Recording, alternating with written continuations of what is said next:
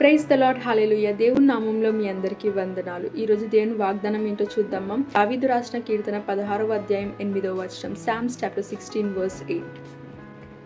I know the Lord is always with me. I will not be shaken, for he is right beside me. సదాకాలము యెహోవా యందు నా గురి నిలుపుచున్నాను. ఆయన నా కుడి పార్శ్వమందున్నాడు గనుక నేను కదల్చబడను. చూసారు కదండి, ఈరోజు మనము దావీదు రాసిన కీర్తన చదివినట్లయితే దావీదు చాలా స్ట్రాంగ్గా చెప్తున్నాడు కదా, నేను ఎప్పుడు కూడా కదల్చబడను, దేవుడు నాకు తోడుగా ఉన్నాడు, నా కుడి పార్శ్వమందు దేవుడు నాకు ఉన్నాడని. మనము దావీదు లైఫ్ కనుక చూసినట్లయితే దావీదు చాలా టైమ్స్ ఒంటరైపోతాడు. అవును, తన కుటుంబాన్ని తనని దూరం పెడతాడు, తన సొంత జనాలే, తన సొంత రాజ్యమే తనని చంపడానికి ట్రై చేస్తాడు. సౌలు కూడా చాలాసార్లు చంపడానికి ట్రై చేస్తాడు. అయినా కూడా దావీదు ఎప్పుడు కూడా డిప్రెస్ అవ్వలేదంటండి, ఎప్పుడు కూడా కదల్చబడలేదంటండి.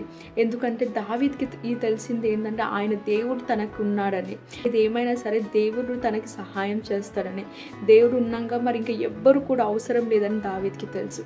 ఈరోజు అదే వాగ్దానం దేవుడు మరలా మనకు జ్ఞాపకం చేస్తున్నాడు. ఏంటంటే ఆయన మనకి తోడున్నంత వరకు ఎవ్వరు కూడా మనం ఏం చేయలేరంట.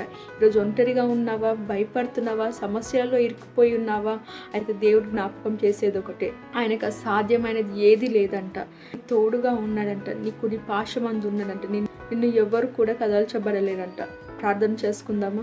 థ్యాంక్ యూ లార్డ్ జీసస్, సర్వశక్తిగా యేసయ్యా. అయ్యా అవునయ్యా, ఈరోజు నువ్వు మాతో మాట్లాడవయ్యా. ఎలా అయితే ప్రభా దావీదు ప్రభా అవునయ్య స్ట్రాంగ్గా నాకు తోడుగా ఉన్నాడు, నాకు కుడి పార్శ్వమందు దేవుడు నాకు తోడుగా, నేను ఎప్పుడు కూడా కదల్చబడను అని ఎలా అయితే స్ట్రాంగ్గా చెప్తున్నాడు ప్రభా. అవును ప్రభా, అట్టి విశ్వాసం మాకు వచ్చే విధంగా ప్రభా మీరు సహాయం చేయండి అయ్యా.